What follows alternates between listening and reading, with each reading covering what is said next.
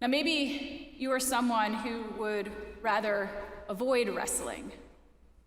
Maybe you'd rather God be just comforting and comfortable. Often I have wanted God to be like that. I certainly prefer my relationships in general to be like that. But I wonder if we can allow ourselves to be more like Jacob here.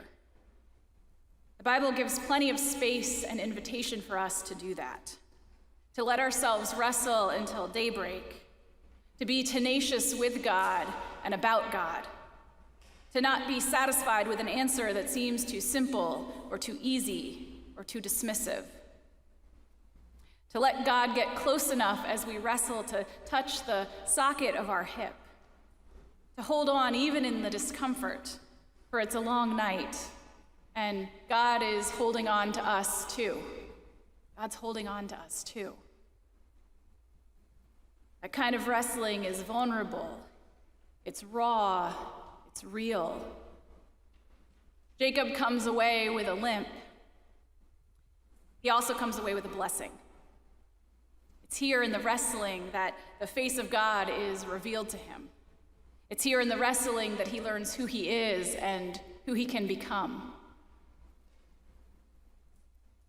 Earlier, I mentioned patterns of conflict. Perpetual, contemptuous conflict can function like porcupine spikes that can keep us away. Perpetual avoidance can become like a wall that we can't see over. These patterns happen in our marriages and families, our church, our communities. And they're patterns that make something else hard too, something Jacob finds with God, something that we're built to need and to long for, and that's intimacy. If you can touch the place of your rawest hopes and your most disorienting fears, like Jacob does when he prays to God before this wrestling scene, if you can touch that place of your rawest hopes and your most disorienting fears, if you can do that, and if you can stay in touch with the vulnerable place in the other, like the man does when he touches the tendon of Jacob's hip, that kind of intimacy, it builds connection and trust and strength to face places of conflict and difficulty too. Jacob's story suggests that wrestling is part of the intimacy, and strength and trust and blessing can emerge out of it. To be clear, intimacy doesn't mean that there's clear resolution all the time.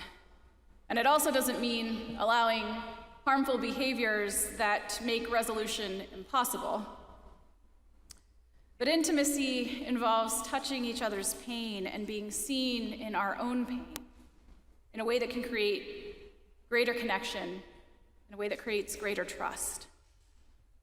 We might come away with a limp, but it's a limp that reminds us of who we are and of who we've loved and of the journey that we've traveled. If we can get close enough to wrestle, there's a good chance that we might come away with a blessing. This passage asks us to hold on to God in those times of spiritual wrestling. Can we be real and honest with God about all that doesn't make sense, about any beef that we have with God? Can we let that wrestling change us and rename us?